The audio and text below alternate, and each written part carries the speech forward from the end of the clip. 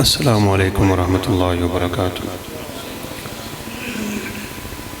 ان الحمد للہ نحمده ونستعینه ونستغفره ونعوذ باللہ من شرور انفسنا وسیئات اعمالنا من يهده الله فلا مضل له ومن يضلله فلا هادي له اشهد ان لا اله الا الله وحده لا شريك له واشهد ان محمدا عبده ورسوله اما بعد فاعوذ باللہ من الشیطان الرجیم بسم اللہ الرحمن الرحیم ومن آیاتہ ان خلق لکم من انفسکم ازواجا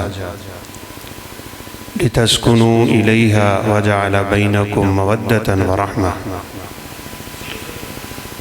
وقال النبی صلی اللہ علیہ وسلم الدنیا کلها متاع وخیر متاع الدنیا المرأة الصالحہ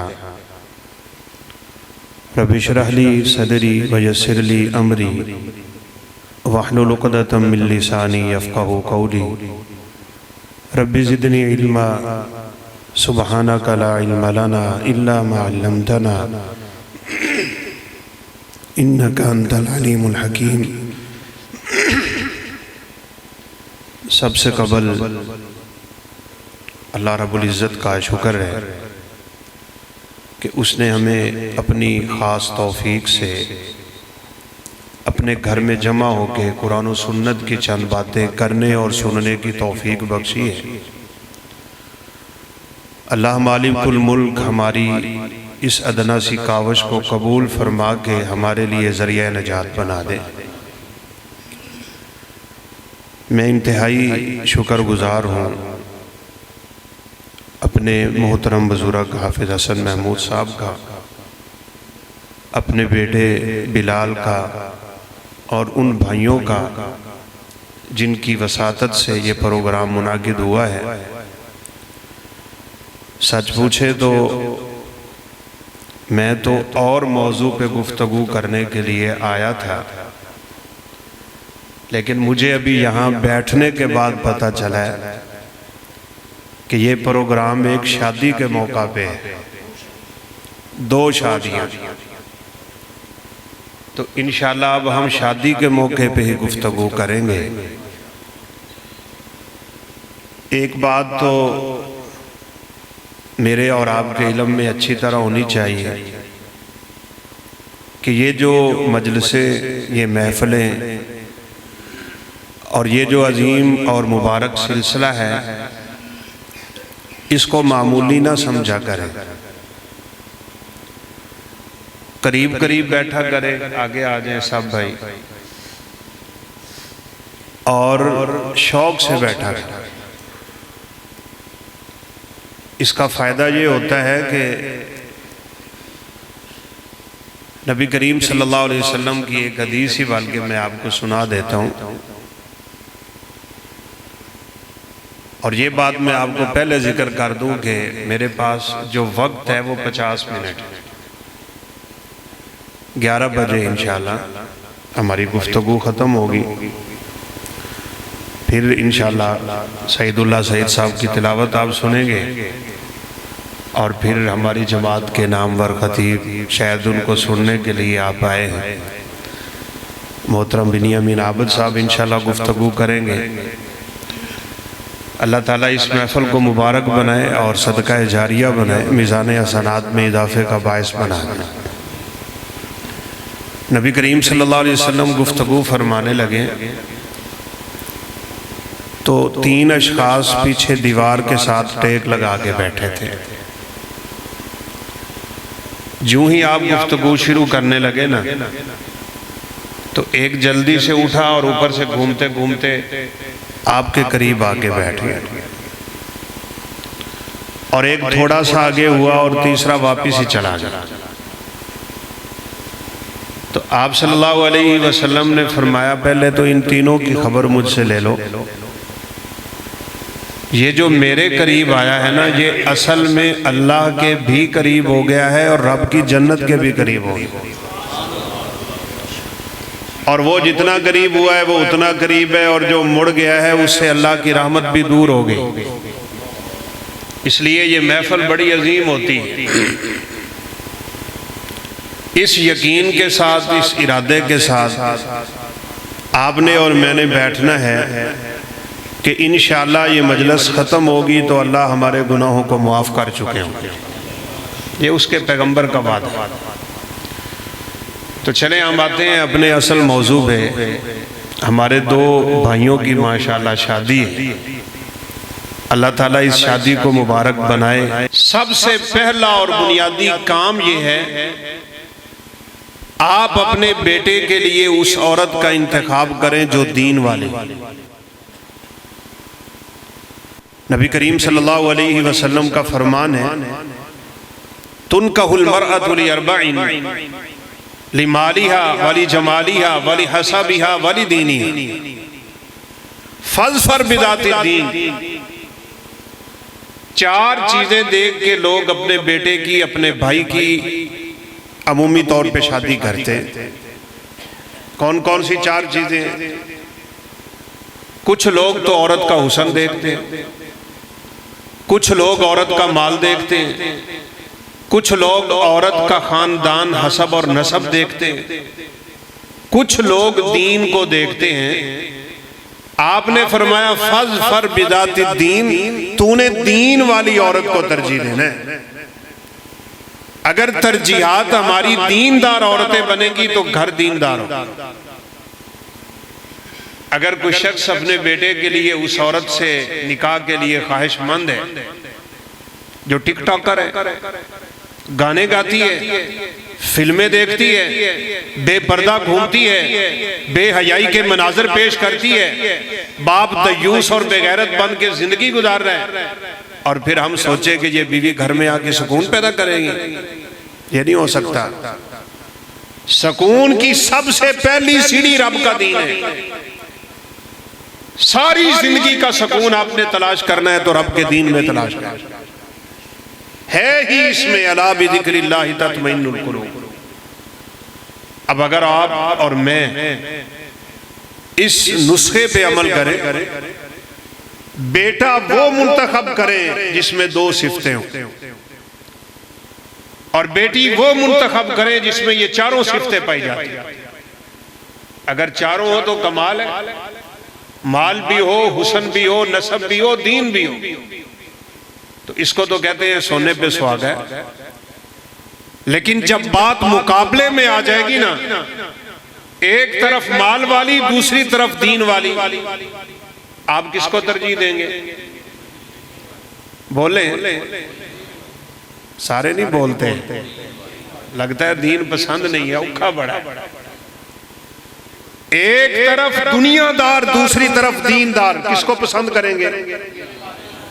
چلو ایتھے تے سیاسی گان دے ہو نا، بعد وچ ویکھی جائے گی جڑی مرضی لے لے، یہاں سے تو سبق یاد کر کے اٹھو۔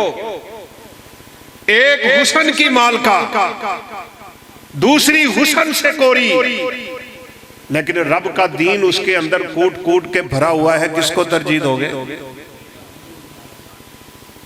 کس کو ترجیح دینی چاہیے؟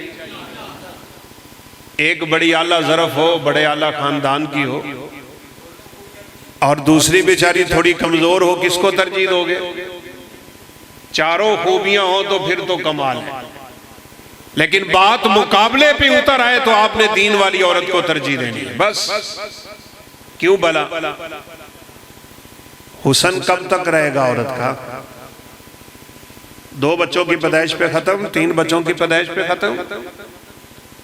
اور ویسے حسن کا سچ پوچھیں تو ہمارے اسلام میں معیار بھی کوئی نہیں ہے۔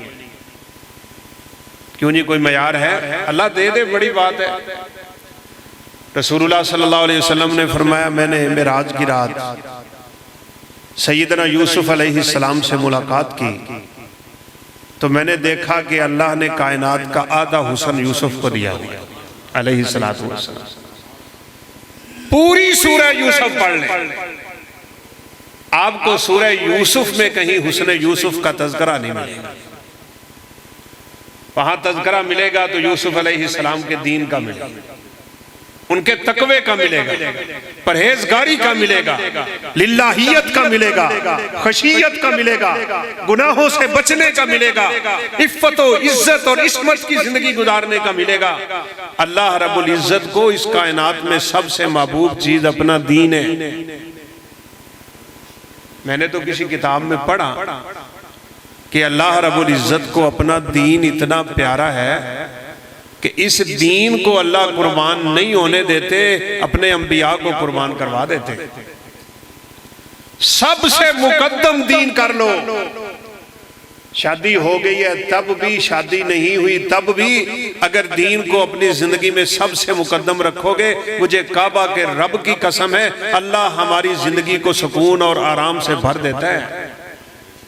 یہ اس کا وعدہ ہے، من عمل صالحا من ذکر او انثی وهو مؤمن فلنحینہ حیاتا طیبہ۔ اللہ فرماتے ہیں بڑی سونی زندگی کر دوں گا تیری، بڑی خوبصورت زندگی۔ کتنا حسن ہوگا ابو لہب کے چہرے پہ، کہ جس کو لوگ ابو لہب کہتے تھے۔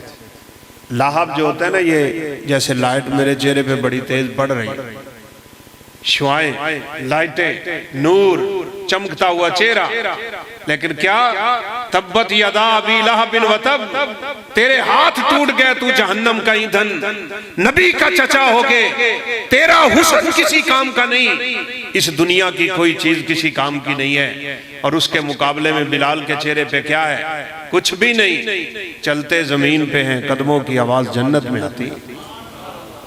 رب کو حسن سے سروکار نہیں ہے، رب کو مال سے سروکار نہیں ہے، رب کو دنیا سے کچھ نہیں ہے۔ اللہ رب العزت کے ہاں معیار ایک ہے، وہ یہ کہ ایمان کتنا ہے آپ میں اور مجھ میں۔ سب سے قبل ایماندار کا انتخاب کرو اپنے بیٹے کے لیے اور بیٹی کے لیے۔ آپ صلی اللہ علیہ وسلم نے تو ہماری اس طرح کی رہنمائی کی ہے، اگر ہم قرآن و سنت کی روشنی سے اپنی زندگی گزارنا چاہیں نا، ایک چیز بھی آپ کو ایسی نہیں ملنی کہ اللہ کے نبی صلی اللہ علیہ وسلم نے ہماری رہنمائی نہ کی، ایک بھی۔ وہ مکہ کے سردار آگے نہیں اکٹھے ہو گئے اور کوئی منافق ٹولا، تو سیدنا سلمان فارسی رضی اللہ تعالیٰ عنہ کو مذاق کرنے لگے، یعلمکم نبیکم کل شیء حتی الخراء، یہ تمہارا نبی تمہیں ہر چیز سکھاتا ہے، حتیٰ کہ واش روم کیسے جانا ہے، قضاء حاجت کیسے، پیشاب پخانا کیسے، یہ کوئی بتانے کی باتیں، ہر چیز بتاتا ہے تمہارا نبی تمہیں۔ تو وہ بھی تھے عقل و شعور کے مالک تھے، کہنے لگے اجل نہانا ان نستقبل القبلۃ بغائط او ببول، تم تو جانوروں کی طرح پیشاب کر کے اٹھ جاتے ہو، تمہیں پاکیزگی اور طہارت کا کوئی خیال ہی نہیں ہوتا۔ ہمارے نبی نے تو ہمیں یہ بھی ادب سکھایا ہے کہ ہم جب قضاء حاجت کے لیے بیٹھتے ہیں تو ہماری کائنات کی معزز ترین جگہ بیت اللہ ہے، ہم اس کی طرف چہرہ بھی نہیں کر سکتے، اس کی طرف ہم پیٹھ بھی نہیں کر سکتے۔ جس پیغمبر نے اتنا کچھ سکھایا، کیا فرمایا بیٹی کے لیے؟ فرمایا اذا اتاکم من ترضون دینہ وخلقہ فزوجوہ وَإِلَّا تَكُنْ فِتْنَةٌ فِي الْأَرْضِ وَفَسَادٌ عَرِيضٌ۔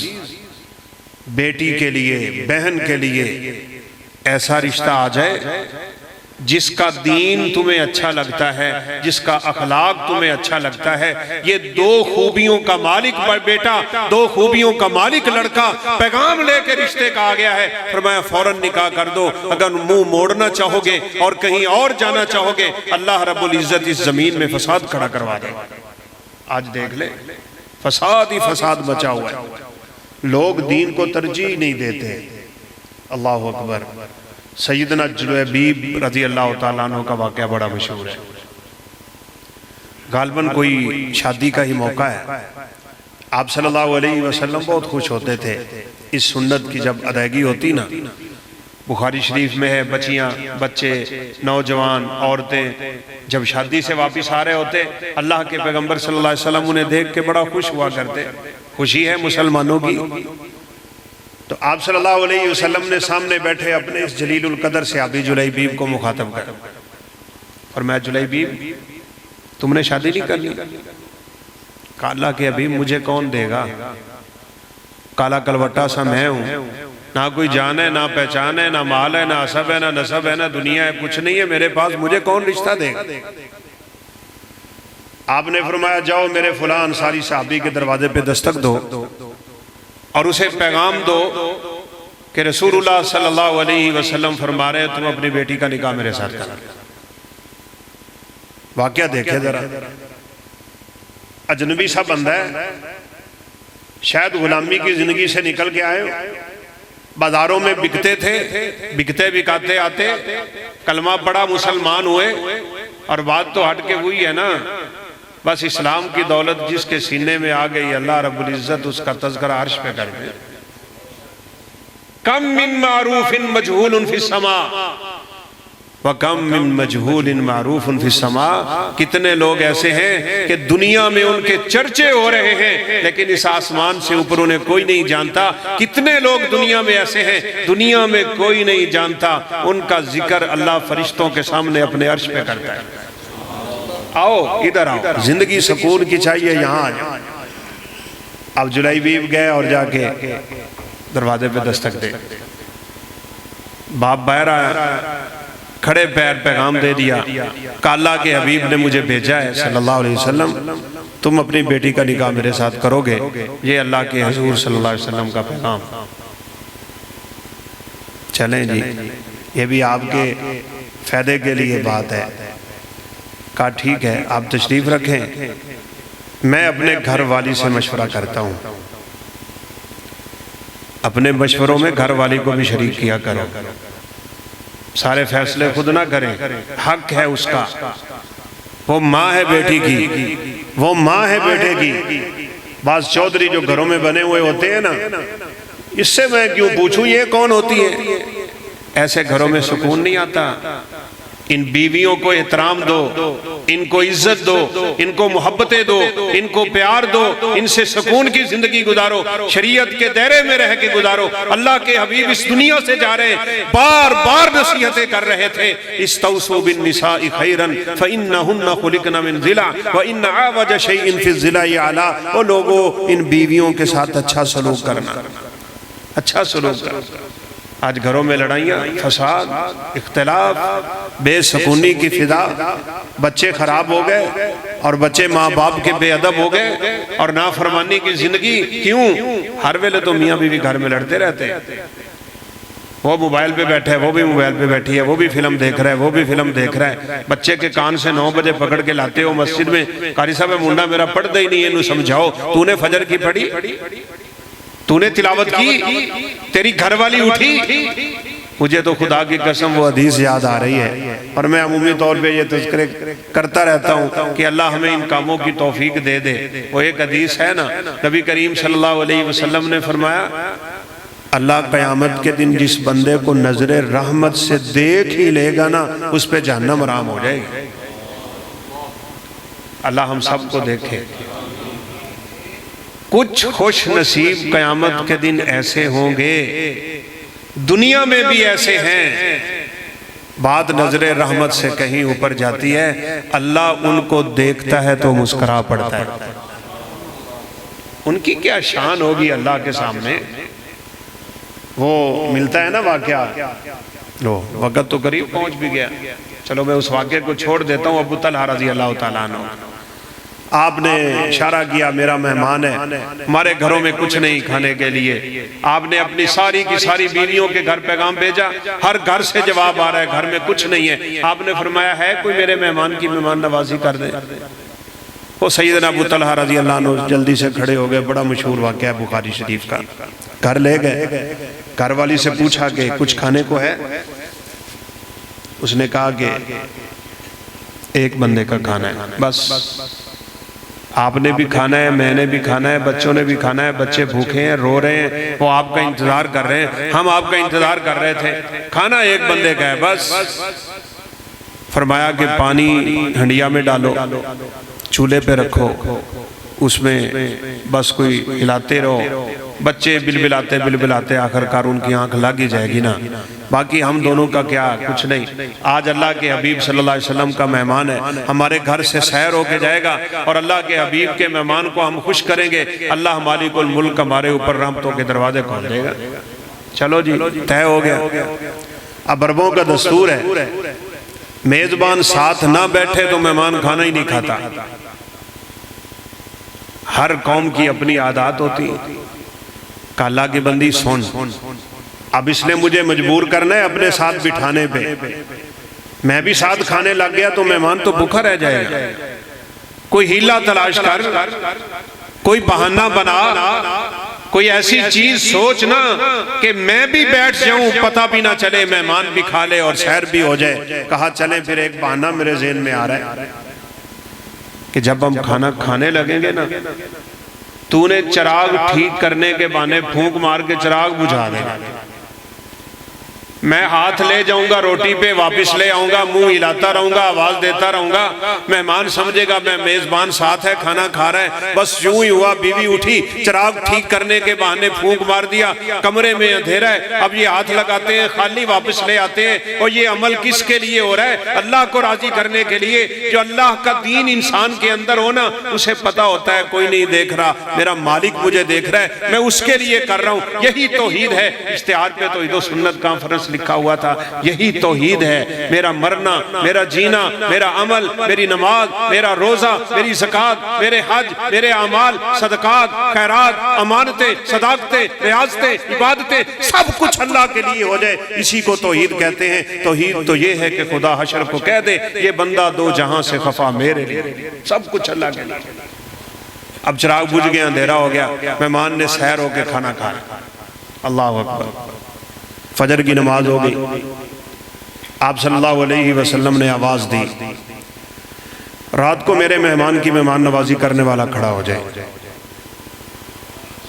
ابو طلحہ پریشان ہو گئے کہ میں نے رات کو جو اندھیرا کیا تھا کہیں کوئی کام خراب تو نہیں ہو گیا, کہیں اللہ کے پیغمبر کو خبر ہوئی ہو اور ناراضگی کی بات تو نہیں ہوگی. اٹھنے کو دل ہی نہیں کر رہا. آپ صلی اللہ علیہ وسلم نے دوبارہ آواز دی, کون ہے رات کو مہمان کی مہمان نوازی کرنے والا؟ ابو طلحہ ڈرتے ڈرتے کھڑے ہو گئے. آپ نے فرمایا, ابو طلحہ تو نے رات کو کیا کیا ہے؟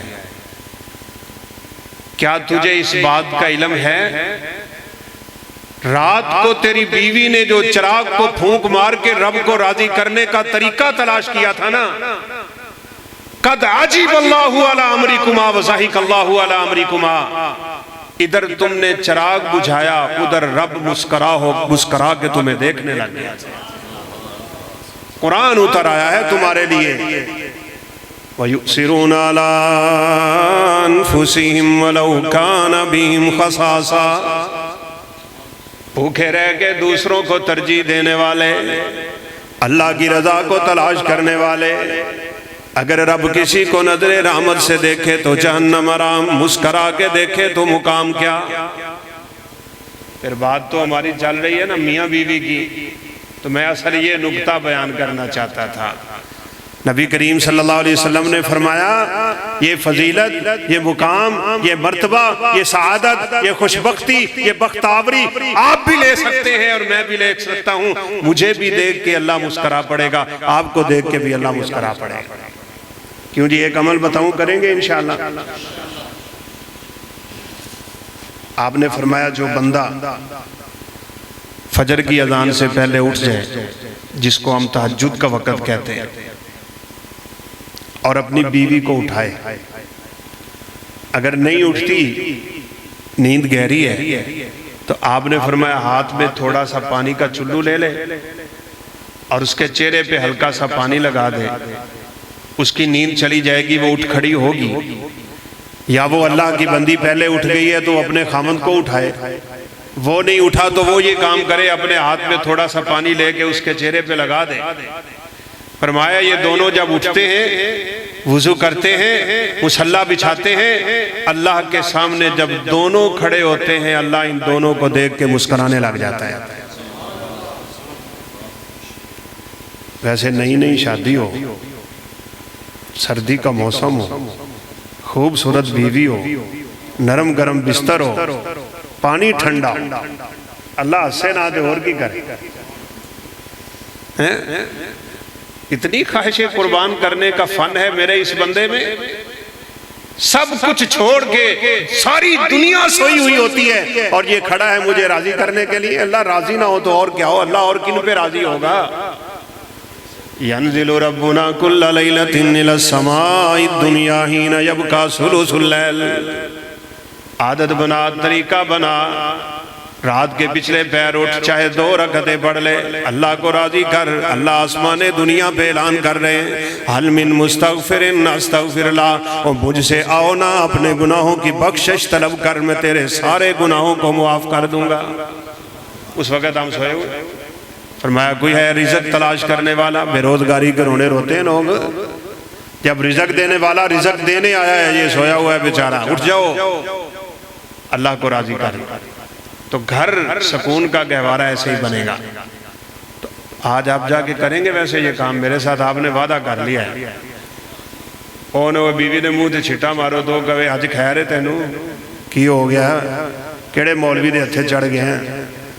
آج آپ کوشش بھی کریں، ارادہ بھی کریں کہ آج رات ہم نے انشاءاللہ وہ عمل کرنا ہے کہ میرا رب مجھے دیکھ کے مسکرا پڑے انشاءاللہ۔ بیوی کے لیے ایسا بچہ منتخب کرو جو دیندار ہو، اخلاق والا ہو۔ من ترضون دینہ وخلقہ فزوجوہ۔ اب یہ جلیبیب کھڑے ہیں، باپ بیٹی کا اپنی بیوی سے مشورہ کر رہا ہے کہ دروازے پہ جلیبیب ہیں اور اللہ کے حبیب کا پیغام ہے کہ ہم اپنی بیٹی کا نکاح اس سے کریں۔ عورتیں عورتیں ہوتی ہیں، مرد مرد ہوتے ہیں۔ اور بات یہ بھی آپ لکھ کے لے جائیں اپنے سینے پہ، اپنے گھروں کی سرداری عورتوں کو مت دیں، تباہ ہو جائیں گے۔ یہ اللہ رب العزت نے ہمارے مردوں کے ہاتھ میں رکھا ہوا ہے۔ جس گھر کے فیصلے عورتیں کرتی ہیں وہ گھر تباہ ہوتے ہیں۔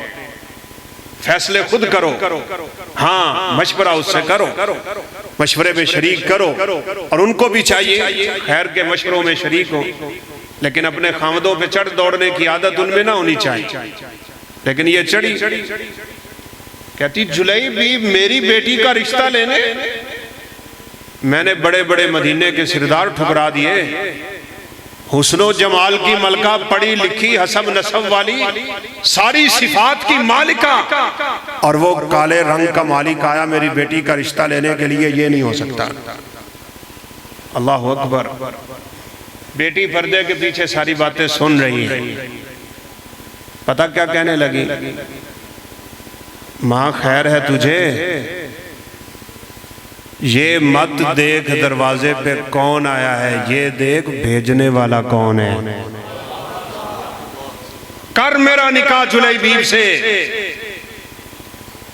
قیامت کا دن ہوگا، جنت کا ماحول ہوگا، جنتی عورتیں ہوں گی، ہر ایک اپنی اپنی بات کر رہی ہوگی۔ میرا نکاح میرے باپ نے کروایا، وہ کہے گی چچا نے، کوئی کہے گی بھائی نے، کوئی کہے گی رشتہ دار نے، میں بڑے فخر سے کھڑی ہو کے کہوں گی میرا نکاح کائنات کے سردار نے کروایا تھا۔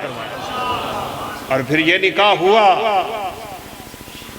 آج کی عورتوں میں یہ جذبے پیدا ہو جائے نا کہ ہم نے یہ دنیا داروں کو نہیں دین داروں کو ترجیح دینی ہے، ماحول بدل جائے گا۔ یہی جلیبیب اللہ کے فضل سے اتنے مالدار ہوئے، اتنے صاحب ثروت ہوئے، اتنی برکت ان کے گھر میں اللہ نے رکھی، مدینے کے بڑے بڑے سردار جلیبیب سے آ کے قرضے لیا کرتے تھے۔ بیت اللہ کے صحن میں جلیبیب کے دسترخوان لگ گئے، کھانے چلتے تھے۔ مت سمجھو کہ بچہ دین پڑا ہوا ہے تو میری بیٹی بھوکی مر جائے گی، نہیں، اللہ رب العزت نے جو لکھا ہے وہ مل کے رہتا ہے۔ تو یہ میں نے آپ کو پہلا اصول دیا ہے، اگر گہوارہ امن کا سکون کا ہمارا گھر آپ بنانا چاہتے ہیں نا تو یہ کام کریں۔ دوسرا اہم پوائنٹ، اپنی شادیاں سادہ بناؤ، اپنی شادیوں کو سادہ رکھو، خرچے کم کرو۔ اور یہ رسم و رواج کی عادت چھوڑ دو۔ اللہ کے حبیب صلی اللہ علیہ وسلم کا فرمان ہے اعظمها برکتن ایسرها مؤونتن، جس نکاح پہ خرچے کم ہوتے ہیں اللہ اتنی برکتیں زیادہ نازل کرتا ہے۔ یہ تو شادی کارڈ ہی نہیں ویکھے جاندے ہیں، فضول خرچیاں کرتے ہو، اور جس نکاح کا آغاز ہی فضول خرچی سے ہو رہا ہے۔ ان المبذرین کانوا اخوان الشیاطین، یہ فضول خرچی کرنے والے شیطان کے بھائی بن کے اللہ کی رحمت کے منتظر ہو۔ خیر ہے آپ کو اور مجھے نہیں، سادہ شادی۔ کیوں جی؟ اس کائنات کی سب سے عظیم بیٹی کون ہے؟ بولیں۔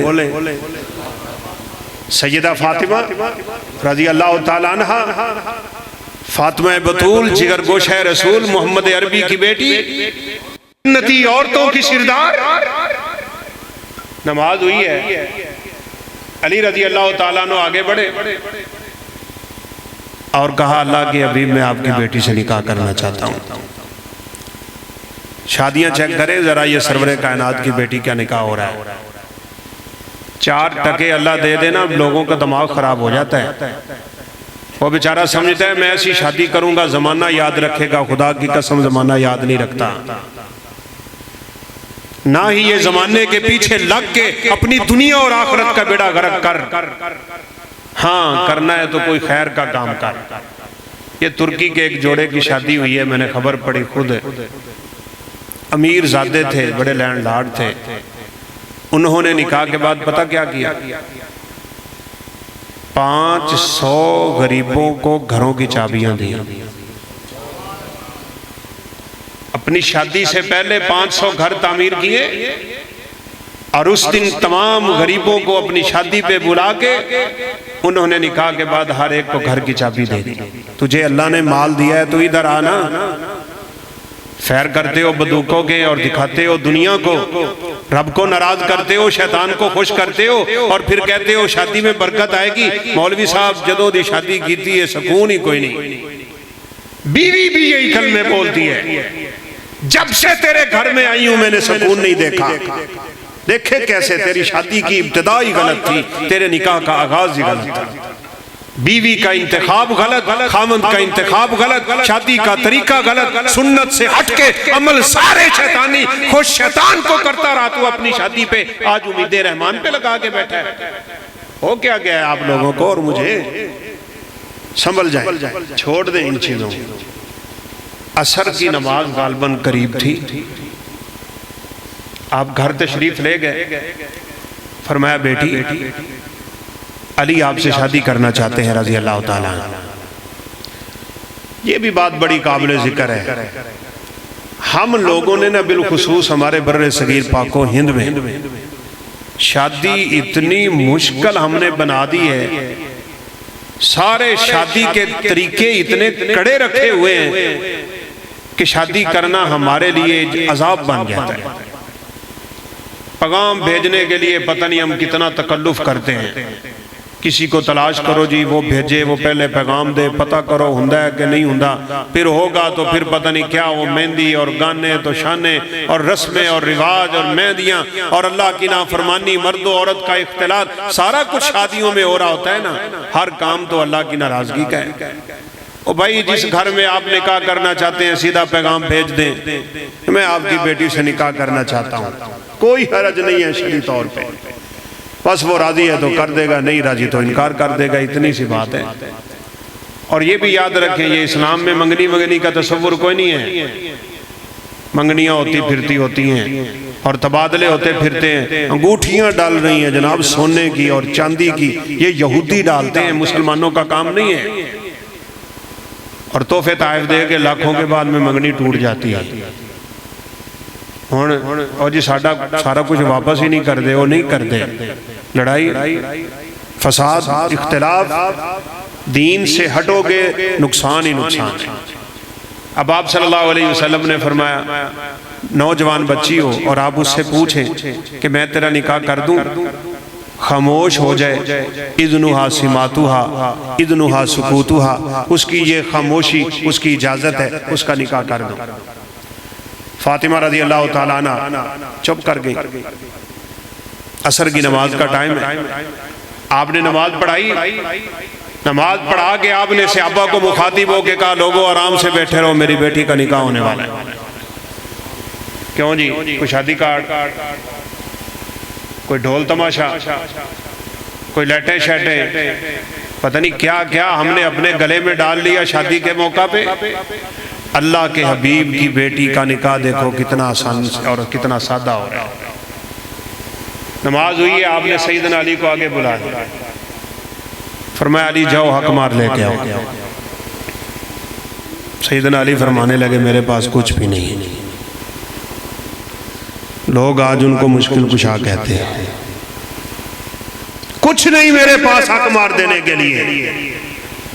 اور یہ بھی مسئلہ آپ سمجھ لیں حق مار ہے کیا؟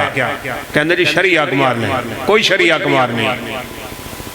علی الموسع قدرہ وعلی المقتر قدرہ، قرآن کہتا ہے جس کی طاقت ہے وہ اپنی طاقت پہ دے، جو غریب ہے اپنی غربت پہ دے دے۔ اللہ اکبر۔ پھر بات ہٹ کے ہوئی ہے نا سادہ شادیوں والی، یوں ہی مجمع ہے، اللہ کے حبیب صلی اللہ علیہ وسلم ہے، صحابہ بیٹھے ہیں، ایک عورت سامنے آ کے کھڑی ہوگی اور آگے پتہ آپ اس کو کیا کہنے لگی؟ کہنے لگی آپ مجھ سے شادی کر لیں۔ یہ بھی تو کمال سعادت ہے نا کہ اللہ کے نبی کے نکاح میں آ جائے عورت۔ تڑپتی تھی وہ بیچاری، کہ اللہ کے حبیب مجھ سے شادی کر لیں آپ نے اس عورت کو دیکھا اور نظر جھکا لی۔ یہ مسئلہ بھی ایک فقہی مسئلہ ہے کہ کیا ان عورتوں کا اللہ کے پیغمبر سے پردہ تھا یا نہیں تھا۔ بہرحال آپ نے بات نہیں کی، وہ کھڑی ہے، مجلس ختم ہو گئی۔ آپ صلی اللہ علیہ وسلم کے ایک جلیل القدر صحابی سیدنا سہل بن سعد الساعدی آپ سے کہنے لگے اللہ کے حبیب آپ نے شادی نہیں کرنی تو میرے ساتھ کر دیں۔ لو جی ہے شادی ہو رہی ہے۔ آپ نے فرمایا ٹھیک ہے جاؤ پھر حق مار لے کے آؤ، میں بھی کر دیتا ہوں۔ بیچارے گھر گئے تلاش کرتے رہے، کچھ ملا ہی نہیں حق مار کے۔ آپ نے فرمایا التمس ولو خاتما من حدید، وہ لوہے کی انگوٹھی جس کو آپ چھلا کہتے ہو۔ کیوں جی کنے دا آندہ ہے؟ وہ جو یہاں چھلا سا پہنا ہوا ہوتا ہے 40-50 دا بھی شاید سستا ہوئے۔ یہ حق مار ہو رہا ہے نبی کے صلی اللہ علیہ وسلم کی موجودگی میں۔ وہ بیچارے تلاش کر کے آئے، کہنے لگے میرے پاس تو وہ بھی نہیں ہے۔ آپ نے فرمایا قرآن کی صورتیں آتی ہیں، اب جلدی سے صورتوں کے نام گننے لگ گئے، مجھے یہ بھی آتی ہے، وہ بھی آتی ہے، یہ بھی آتی ہے، جو بھی آتی ہے۔ آپ نے فرمایا قد ملکتکہا بما معک من القرآن، یہ قرآن اسے سکھا دینا یہی تیرا حق مار ہے۔ ایک ہی مجلس میں شادی ہوئی بغیر کسی خرچے کے ہوئی ہے۔ ہاں ولیمے پہ خرچہ کرو کرنا ہے۔ عبد الرحمن بن عوف رضی اللہ تعالیٰ عنہ کے جسم پہ اللہ کے حبیب نے نشانات دیکھے نا، جو خوشبو کے دلہا لگاتا تھا۔ آپ ذرا ان مناظر کو تھوڑا ویسے سامنے تو رکھیں، ہماری زندگی بڑی عجیب ہو گئی ہے اور ہمارے معیار بڑے عجیب ہو گئے۔ عبد الرحمن بن عوف مکہ سے نکلے ہجرت کرنے کے لیے، بیوی ساتھ ہے، بچہ ساتھ ہے، ایک پیسوں کی تھیلی اپنے پاس تھی اور سب کچھ چھوڑ چھڑا کے نکل رہے تھے کہ بیوی کے گھر والے آ گئے، کہا جانا ہے نا، یہ ہماری عورت ہے، ہماری بہن بیٹی ہے، اس کو تم ساتھ لے کے نہیں جا سکتے۔ انہوں نے کہا لے جاؤ بھائی، نہیں آپ بھیجنا چاہتے۔ بیوی کو پکڑ، اب بیٹے کو سینے سے لگایا ہوا تھا، کہا یہ بھی تو اسی کے پیٹ سے پیدا ہوا ہے، اس کو بھی نہیں لے جا سکتے، اس کو بھی چھین لیا۔ اکیلے نکلنے لگے تو تلاشی لی اور جو جیب میں پیسے تھے کہا یہ بھی تو مکہ سے کمائے وہ نا، یہ بھی نہیں دیں گے، جاؤ بے سر و سامان۔ اللہ اکبر، کس حالت میں پہنچے ہوں گے؟ یہ 550 کلومیٹر کا سفر ہے۔ مسجد نبوی میں داخل ہوئے، پاؤں سے خون نکل رہا ہے، بھوک سے نڈھال ہیں، پیاس لگی ہوئی ہے اور شدت اور بلا کی گرمی ہے۔ داخل ہوتے ہی سامنے اللہ کے حبیب صلی اللہ علیہ وسلم کے چہرے کا دیدار ہو، کھڑے ہو کے کہنے لگے اللہ کے حبیب بیوی لٹ گئی، گھر لٹ گیا، مال لٹ گیا، بچہ لٹ گیا، سب کچھ لٹا کے آیا ہوں۔ میرے حبیب نے فرمایا عبد الرحمن ایمان بچا کے آ گئے ہو، سب کچھ بچا کے آ گئے، ایمان ہی تو سب کچھ ہے۔ آپ نے پکڑا، سیدنا سعد بیٹھے تھے رضی اللہ تعالیٰ عنہ، مدینے کے سردار، فرمایا سعد یہ تیرا بھائی ہے، جاؤ اس کو اپنے گھر لے جا اور اس کا خیال رکھنا۔ یہ اخوت مدینہ بڑی مشہور ہے، کمال لوگ تھے۔ سعد رضی اللہ تعالیٰ عنہ نے کہا عبد الرحمن میرے 2 باغ ہیں، میں نے ایک تیرے نام کر دیا، میرے 2 گھر ہیں، میں نے ایک تیرے نام کر دیا، اور یہ قربانی کعبے کے رب کی قسم کوئی نہیں دے سکتا۔ کہا عبد الرحمن میری 2 بیویاں ہیں، پردے کے احکام نہیں نازل ہوئے، دیکھ لے تو دونوں کو جو پسند آتی ہے اشارہ کر، میں طلاق دوں گا، وہ عدت گزار کے تجھ سے نکاح کر۔ قربانیاں ہو تو اسلام کے لیے ہے نا، تبھی تو میرے پیغمبر نے فرمایا تھا اللہ اکبر، آیت الایمان حب الانصار و آیت المنافق بغض الانصار۔ جس کے دل میں میرے مدینہ میں رہنے والے صحابہ انصار کی محبت بیٹھ جائے گی، اللہ اس کو ایمان کی دولت سے مالا مال کر دے۔ فرمایا ان سے بغض منافقوں کو رکھو۔ اب آگے وہ بھی تو صحابی ہیں نا، سیدھی سی بات ہے، ہمارے جیسے کوئی دنیا دار اور لالچی تھوڑے تھے۔ وہ کہنے لگے سعد بارک اللہ فی مالک و اہلک دلنی علی سوق، تیری بیوی تجھے مبارک، تیرا گھر تجھے مبارک، تیرا باغ تجھے مبارک، ایک کام کر مجھے بتا مدینے کا بازار کدھر ہے، میں محنت کر کے اپنے ہاتھ کھڑے کروں گا، اور میں اس طرح آپ سے کوئی چیز نہیں لینا چاہتا۔ بازار گئے اور پہلے دن پتہ کیا کیا، کلی بنے رہے، کلی صحابی رسول، ہجرتیں کر کے آنے والا، اللہ کی نظر میں بڑا محبوب، لیکن عاجزی و انکساری کا عالم دیکھیں، لوگوں کا سامان سر پہ اٹھایا ہوا ہے۔ یہاں 4 ٹکے کسی کو ملتے ہیں ان دی بوتھی پرا ہو جائیں، ہم لوگوں سے اللہ ناراض نہ ہو تو اور کیا ہو۔ یہ تکبر اور انا اور زد اور یہ اپنے آپ کو بڑا سمجھنا اور بڑا کہنا، یہ خدا کی قسم رب کو اتنا ناراض کرتا ہے۔ اللہ فرماتے ہیں تو میری چادر کو ہاتھ ڈال رہا ہے، میری چادر الکبر ردائی، یہ بڑا پن میری چادر ہے، کس کی چادر کو ہاتھ لگا رہا ہے تو؟ فرمایا تو نے یہ کام نہ چھوڑا میں تجھے دنیا اور آخرت میں ذلیل کر کے رکھ دوں۔ کلی بنے، سامان اٹھایا، 4 ٹکے ملے، شام کو گھی خرید لیا، آگے مسجد نبوی میں، راتیں عبادت میں گزر رہی ہیں اور دن مزدوری میں گزر رہی ہیں۔ اگلے دن گھی بیچا، اللہ نے برکت دے دی، بھائی حلال کی روزی کماؤ گے، تھوڑی ہوگی برکت بڑی ہوگی، حرام کی کھاؤ گے کروڑوں میں ہوگے، روتے رہو گے، پوری ہی نہیں پہندی کری سب کی کریے، میری تے پوری ہی نہیں پہندی، تیری نہیں پہنی۔ یمحق اللہ الربا ویربی الصدقات، اللہ سود کو مٹا کے رکھتا ہے، صدقات کو بڑھا کے رکھتا ہے۔ اگلے دن پنیر گھی خریدا، برکت، پیسہ آنے لگ گیا، اور بعد میں کروں، ویسے میرا تو ٹائم قریب آ گیا۔ اللہ کے حبیب نے جب رنگ دیکھا نا، وہ خوشبو والا جو دلہے لگاتے تھے، آپ نے تعجب سے پوچھا تزوج عبد الرحمن شادی کر لی؟ وہ کل کا منظر میرے حبیب کو یاد آیا ہوگا نا، جب مسجد نبوی میں لٹا پٹا عبد الرحمن داخل ہوا کہ پاؤں سے خون نکل رہا ہے۔ آج عبد الرحمن خوش پھرتے ہیں کہ شادی ہو گئی۔ ویسے آپ مجھے بتاؤں تو صحیح، اللہ کے حبیب کو شادی پہ بلایا عبد الرحمن نے؟ کیوں جی؟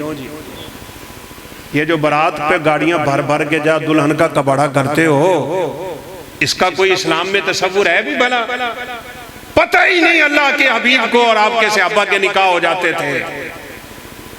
ساڑی بوتھی بن جاندی ہے، تو شادی کارڈ نہیں بھیجیا، میں نہیں بولنا چاچے نال ساری زندگی۔ گندے دماغوں کے مالک اور گندے دلوں کے لوگ یہ اللہ کی رحمت کے امیدوار نہیں بن سکتے۔ اب اللہ کے حبیب نے شادی کی دعا دے دی، اور یہ دعا یاد کریں نا، میں اپنے بھائیوں کو پہلے ہی دے دیتا ہوں، بارک اللہ لکا و بارک علیکا و جمع بینکما فی خیر، اللہ تجھے بھی برکت دے، تیری بیوی میں بھی برکت دے، اور تم دونوں کو جو اللہ اپنی رحمت اولاد دے گا اللہ اس میں بھی برکتیں دے۔ عبد الرحمن کو کہا اولم ولو بشاتن بارک اللہ لکا و بارک علیک و جمع بینکما فی خیر، عبد الرحمن اب ولیمہ کر، چاہے ایک ہی بکری کا کر، ہمیں ولیمہ کھلا، اللہ تجھے برکت دے۔ عبد الرحمن کہتے ہیں رضی اللہ تعالیٰ عنہ، اللہ کے حبیب نے مجھے برکت کی دعا کیا دی، میں نے اس کے بعد زمین سے اینٹ بھی اٹھائی تو نیچے سے سونا نکل آتا ہے۔ برکتیں چاہیے نا، آؤ اس زندگی میں اترو، آسان شادی، آسان نکاح، بالکل آسان۔ اب اللہ کے حبیب کی بیٹی کا نکاح بھی یوں ہی ہوئی۔ جب سیدنا علی رضی اللہ عنہ کہنے لگے میرے پاس کچھ بھی نہیں ہے، آپ نے فرمایا وہ زرہ کدھر ہے جو تو جنگ کی حالت میں پہنتا تھا، جنگی قمیض؟ کہا اللہ کے حبیب وہ تو ہے میرے پاس۔ فرمایا جاؤ وہی لے آؤ، میں اسی کے بدلے اپنی بیٹی فاطمہ کا نکاح تجھ سے کر رہا ہوں۔ نکاح ہو۔ پھر اس جوڑے کے تذکرے آسمانوں پہ ہوتے تھے کہ نہیں ہوتے؟ اللہ کے حبیب ہر صبح ان دونوں کے گھر جایا کرتے، تہجد کے لیے پوچھتے تم نے تہجد پڑھی؟ کبھی ہم نے اپنی بیٹیوں کی شادی کر کے ان سے پوچھا ہے تمہاری نماز کیسی ہے؟ تہجد پڑھتی ہو، قرآن پڑھتی ہو، ذکر کرتی ہو، بیٹوں کو سنبھالتی ہو، انہیں دین کی طرف راغب رکھتی ہو؟ ہمارے رویے ہی بدل گئے، ہمارے زاویے ہی بدل گئے، ہمارے معیار ہی بدل گئے۔ بچہ نماز کے لیے نہ اٹھے کوئی مسئلہ نہیں ہے، سکول نہیں جائے گا ہمارے سر کو درد شروع ہو جائے گی۔ انہیں قاری صاحب میں بڑی کوشش کرنی ہے، میرا منڈا اٹھتا ہی نہیں نماز ٹائم۔ اللہ کی بندی اٹھایا کر، نہیں اٹھتا، اٹھایا کر، نہیں اٹھتا۔ فرمایا اچھا ایک بات تو بتا، جس کمرے میں تیرا بیٹا سویا ہوا ہو اس کمرے کو آگ لگ جائے، اٹھائے گی؟ کہتی پھر تو میں اس کی ٹانگیں کھینچ کھینچ کے اٹھا لوں گی۔ کہا اب جہنم کی دہکتی ہوئی آگ میں جا رہا ہے، اب تجھے ہوش نہیں ہے؟ اب ہوش کر، اب سنبھل، اب سنبھال۔ تو بات آخر میں وہی ہے، اگر ہمیں برکتیں چاہیے نا، شادی سنت کے مطابق کرو، نکاح سنت کے مطابق کرو۔ اور آخری بات سن لیں، رسول اللہ صلی اللہ علیہ وسلم نکاح کے موقع پہ نا 3 آیتیں پڑھتے تھے۔ ویسے آپ ناراض نہ ہونا، ہمارے مولویوں نے نکاح کا طریقہ بھی بگاڑا ہوا، پتہ نہیں کہاں سے کلمے پکڑ لیتے ہیں، کلمے پڑھو جی دوبارہ۔ وہ میں نے ایک مولوی صاحب کو کہا بچہ دبئی میں رہتا ہے، وہ میرے سوال و جواب کے گروپ میں ہے اور ہمارے اپنے علاقے کا ہے، قریب کا۔ مجھے کہنے لگا قاری صاحب ایک دلی خواہش ہے، اگر آپ میرا نکاح پڑھا دینا تو میں پوری زندگی آپ کو دعائیں دیتا رہوں۔ تو میں نے کہا ٹھیک ہے بیٹا میں آ جاؤں۔ میں نے جمعہ پڑھایا، گاڑی پکڑی، میں اس کے گھر چلا گیا۔ اب وہاں مولوی صاحب بھی آئے بیٹھے تھے، انہوں نے پیسے لینے ہوتے ہیں، پتہ نہیں کیا کیا کرنا ہوتا ہے۔ پتر تو گانا پایا ہے؟ انہیں کہا پایا ہے، اے گانے دوتے کپڑا کر لے، جتی پائیے پائیے، جتی لا دے۔ انہیں کہا بابا جی خیر ہے؟ کہتے میں تنوں کلمے پڑھانے نے۔ انہیں کہا میرے نا استاد جی آئے بیٹھے ہیں، میں نے نکاح ان سے پڑھوانا ہے، آپ ناراض نہ ہو۔ تو خیر میں نے اس کا نکاح پڑھا لیا۔ تو میں نے بابا جی کو کہا بابا جی یہ کلمے تسی کتھوں کٹ لے، کیوں آپ کلمے پڑھاتے ہیں؟ تو بابا جی کا فلسفہ عجیب تھا، کہتے اصل میں جب ہم نکاح پڑھانے لگتے ہیں نا، ہمیں پتہ نہیں ہوتا بندہ یہودی ہے کہ عیسائی ہے کہ مسلمان ہے، اس لیے ہم کلمے پڑھاتے ہیں۔ میں نے کہا استغفر اللہ، یہ آپ کا بچہ ہے، آپ کے ہاتھوں پلا ہے، بڑا ہوا ہے، آپ کو پتہ نہیں ہے یہ مسلمان ہے۔ سنت کی طرف نہیں آنا، اپنی بدعت کو ترویج دینے کے لیے بہانے بھی نہیں چھوڑتے۔ سنت کے مطابق نکاح۔ آپ 3 آیتیں پڑھتے تھے اور تینوں آیتوں کی ابتدا تقوی سے ہوتی ہے۔ یہ آپ سب بھائی میرا پیغام سنیں اور میری بات ختم ہے۔ اگر میاں بیوی اپنی زندگی اللہ رب العزت سے ڈرتے ڈرتے گزاریں گے نا، تقوی کو سامنے رکھ کے، خوف خدا کو اور حکم الہی کو سامنے رکھ کے، نماز، روزہ، زکوٰۃ، حج، عبادتیں، ریاضتیں، تلاوتیں، اور گھر میں سنتیں ادا کرنا، تلاوت کرنا۔ نبی صلی اللہ علیہ وسلم نے فرمایا گھروں کو قبرستان نہ بناؤ، یہاں تلاوت کیا کرو، یہاں آ کے نوافل پڑھا کرو۔ فرضی نماز گھر میں پڑھو، مسجد میں پڑھو، نفلی نماز جا کے گھر میں پڑھو، بچے دیکھیں ان کی عادات سیدھی ہوں، گھر میں اچھے اچھے کام کرو، انشاءاللہ اللہ رب العزت اپنی برکتوں اور رحمتوں کے ہمارے اوپر دروازے کھول دیں۔ بیویوں کے مسئلے میں اللہ سے ڈرو، اور بیوی اپنے خامد کے مسئلے میں اللہ سے ڈرے۔ یہ تینوں تقوی کی آیتیں ہمیں بتاتی ہی یہ، اور اس آیت میں ہے ڈرو اس ذات سے جس نے مرد سے عورت کو پیدا کر دیا۔ آدم علیہ السلام کی ٹیڑھی پسلی سے اماں جی ہوا نکلی ہے نا، میں ویسے شادی کے موقع پہ پوچھتا ہوتا ہوں کہ ہم میں سے کوئی بتا سکتا ہے کہ آدم علیہ السلام کا خاندان کون سا ہے؟ ارائی ہیں، ڈوگر ہیں، وہ جٹ ہیں، وہ کون ہیں؟ ہم کیوں ان چکروں میں پڑ جاتے ہیں؟ نہیں جی اسی دے اپنے ہی خاندان اچ کرنی، اسی دے اپنے ہی خاندان اچ، ساڑھا رواج ہی نہیں باہر جانا، ساڑھے رسم و رواج ہی گندے۔ او بھائی اس کائنات کا ہر شخص اللہ رب العزت کا بندہ ہے، وہ نبی کائنات کا امتی ہے، اللہ کو ذات پات سے نہیں۔ ان اکرمکم عند اللہ اتقاکم، جس کے دل میں ایمان جتنا ہے اللہ کا قرب اس کو اتنا ہے، بس اس سے نکاح کرنا۔ جلیبیب سے ہو گیا تو پھر کیا ہو؟ اللہ رب العزت سے دعا ہے اللہ مالک الملک ہمارے گھروں میں سکون اور برکتیں نازل فرمائے۔ یہ جو ہمارے بھائی ہیں کہ نئی زندگی کی شروعات کرنے والے ہیں، بنیامین صاحب انتظار کر رہے ہیں اور قاری صاحب بھی ہیں۔ کون سی آیات؟ تقوی والی؟ چلیں بزرگوں کا اصرار ہے کہ جو آیتیں نبی کریم صلی اللہ علیہ وسلم پڑھتے تھے ان کا تھوڑا سا تذکرہ یہی ہے، بات تو ہم لمبی نہیں کرتے، آپ سے وعدہ بھی ہے۔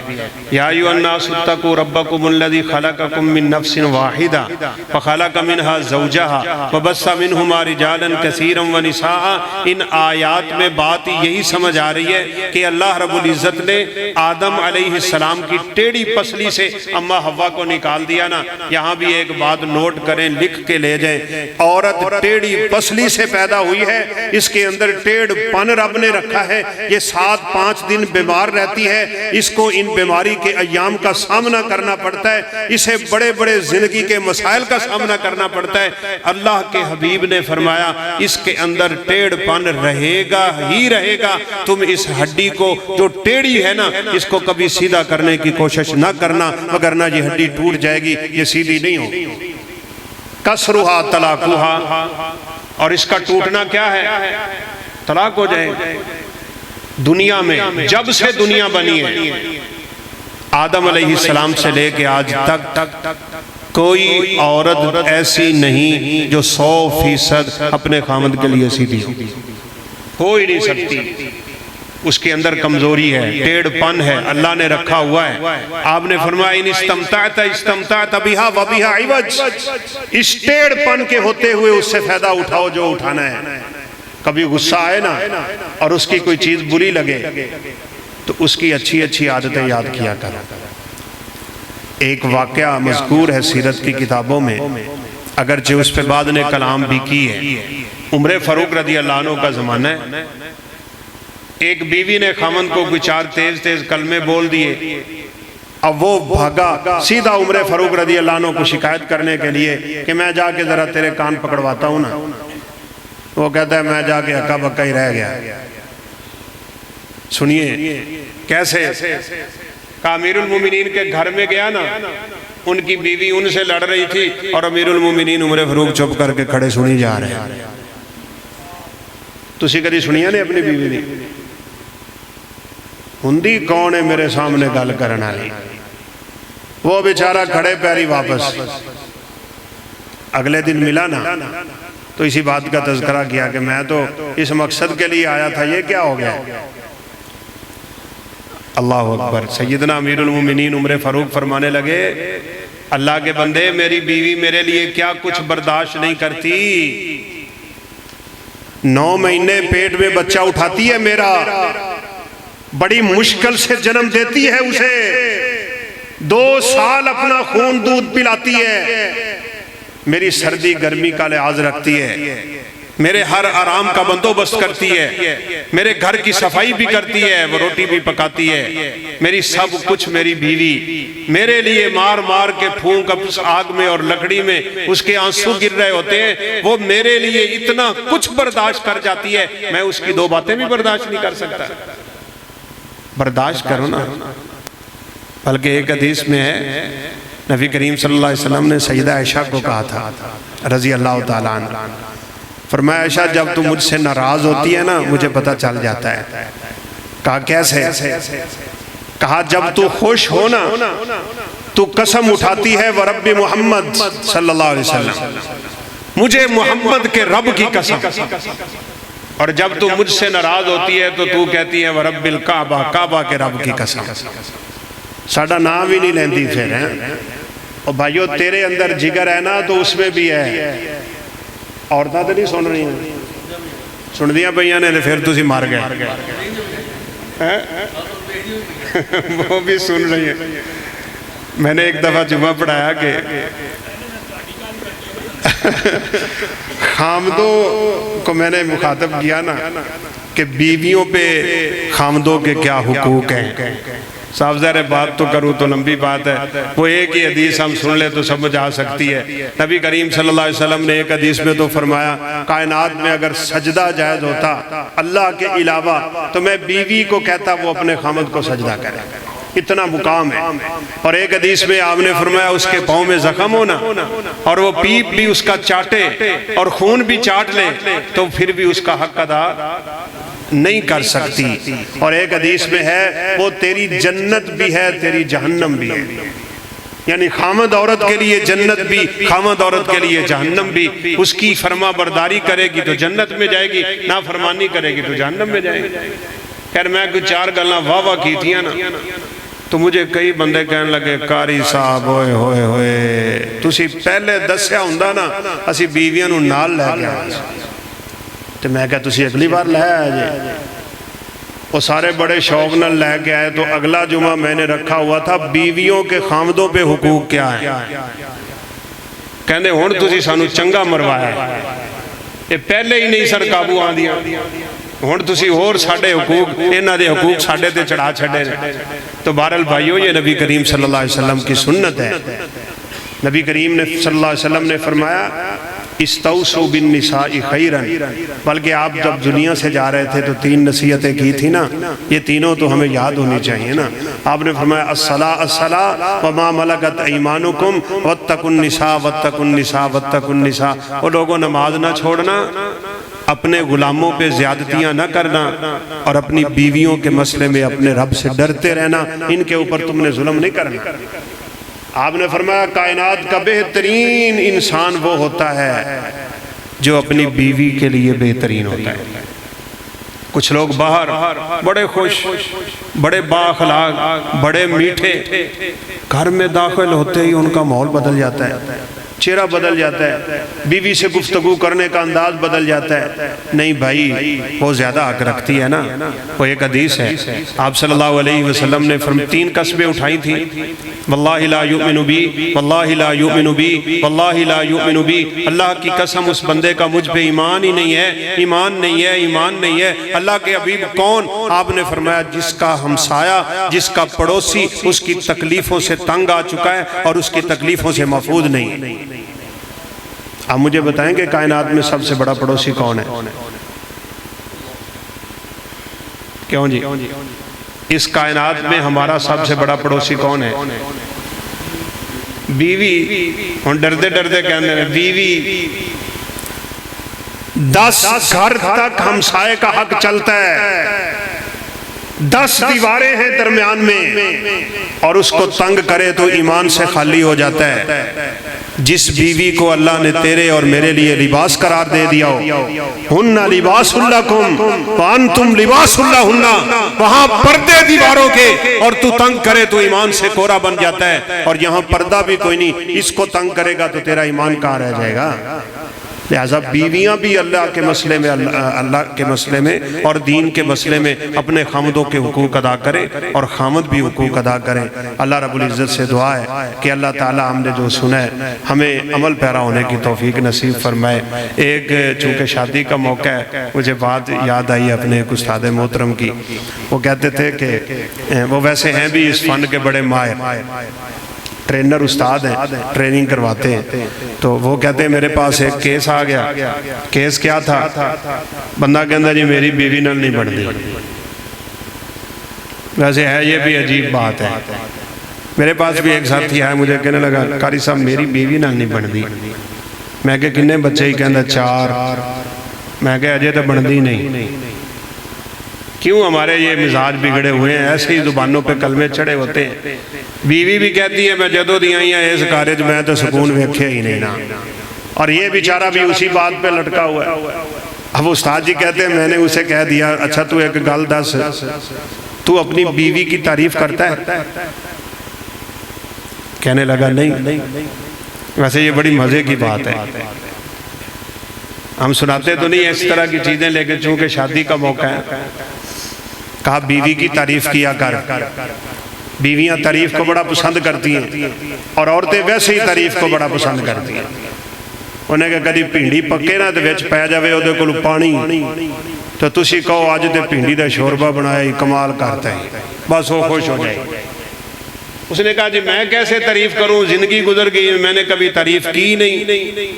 کہا چلو میں آپ کو طریقہ بتا دیتا ہوں، آج تو جائیں گا نا تو روٹی کھائیں گا تو جیویں دی بھی پکی ہوئے نا تو کہنا ہے آج تے سالن بنایا ہی کمال کرتا ہی۔ انہیں گالے دھیج رکھی بس ہے کام کیتا، روٹی کھا دی۔ انہیں کہ آج تے اللہ علیہ سالن بنایا ہی کمال کرتا ہی۔ انہیں کہ میرا دل کردہ ہے میں لتر لا لوں تو تیرے سیرے چنگے وگاواں، ساری زندگی پکا پکا کے کھوایا ہے، بولیا نہیں آج گوانڈیاں کروں لے آئے تھے تعریفاں شروع کر۔ تو بیوی کی تعریف بھی کیا کریں، اس کو کبھی کبھی باہر بھی لے جایا کریں۔ نبی کریم صلی اللہ علیہ وسلم جب سفروں پہ جاتے تھے نا، آپ اپنی بیویوں کے درمیان پرچیاں ڈالتے، کرہ ڈالتے، جس بیوی کا نام نکلتا اس کو ساتھ لے کے جاتے تھے۔ وہ بھائی اللہ کے حبیب صلی اللہ علیہ وسلم سے بڑھ کے معزز کوئی کائنات میں آیا ہے؟ نہیں نہ آیا۔ اب تو وہ نشان مٹ گیا، جب ہم مدینہ میں رہتے تھے نا، وہ ثنایا اولیاء کے پاس، سریت الوداع کے پاس وہ مسجد انہوں نے بنائی ہوئی تھی، سیدہ عائشہ صدیقہ کے ساتھ اللہ کے حبیب نے دوڑ لگائی تھی باقاعدہ اپنی بیوی کے ساتھ، چل بھائی پہنچا پتہ لگ جاتا ہے کون اگے نکلے۔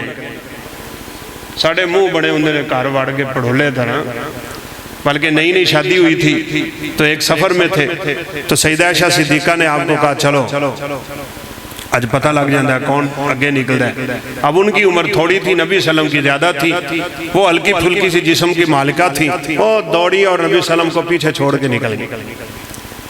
عرصہ بیت گیا، سیدہ طاہرہ مطہرہ کا جسم بھی بھاری ہو گیا، تو آپ ایک دن لے کے نکلے، رات کا وقت تھا نا، تو آپ نے صحابہ کو کہا چلو بھی آپ سارے آگے نکل جاؤ، کافی سارے آگے نکل جاؤ۔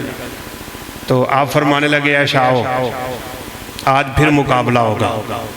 تو آپ صلی اللہ علیہ وسلم نے باقاعدہ سیدہ عائشہ صدیقہ کے ساتھ جب دوڑ لگائی نا تو آپ آگے نکلے تو آپ نے فرمایا تل کا بھی تل کا، عائشہ میں نے وہ بدلہ لے لیا جو تو مجھ سے آگے گئی تھی۔ بیویوں کے ساتھ سلوک کرو۔ سیدہ سودا رضی اللہ تعالیٰ عنہ وہ ایک دفعہ حلوہ لے آئی تو اماں جی عائشہ صدیقہ کا گھر تھا تو کہا کھا لو، انہوں نے کہا نہیں میں نہیں کھانا۔ سونکنوں والا مسئلہ ہوتا ہے، کہا میں نے نہیں کھانا۔ وہ کہنے لگی آپ کو کھانا پڑے گا، نہیں کھاؤ گی تو میں تمہارے منہ پہ مال دوں گی۔ اللہ کے نبی صلی اللہ علیہ وسلم بھی بیٹھے، انہوں نے کہا مال۔ انہوں نے واقعتاً حلوہ پکڑا اور سیدہ عائشہ صدیقہ کے منہ پہ مال دیا۔ اب آپ صلی اللہ علیہ وسلم نے کیا کام کیا؟ آپ نے سیدہ سودا کو پکڑا، اپنے گوڈے دے تھلے دبا کے نا آپ نے فرمایا چل عائشہ تم ہی بدلہ لے، حلوہ مالے دے منہ تے۔ یہ کس کا گھر ہے؟ اسی گھر جا کے بڑے معزز بنے ہوئے ہیں، نہیں، گھر میں آرام، آسانی اور سکون کا ماحول پیدا کیجئے، انشاءاللہ اللہ اپنی برکتیں نازل کرے گا۔ وآخر دعوانا ان الحمدللہ رب العالمین۔ یہ بزرگوں کے کہنے پہ میں 15 منٹ اوپر گیا ہوں، وگرنہ میں نے 11 بجے بات ختم کرنی تھی۔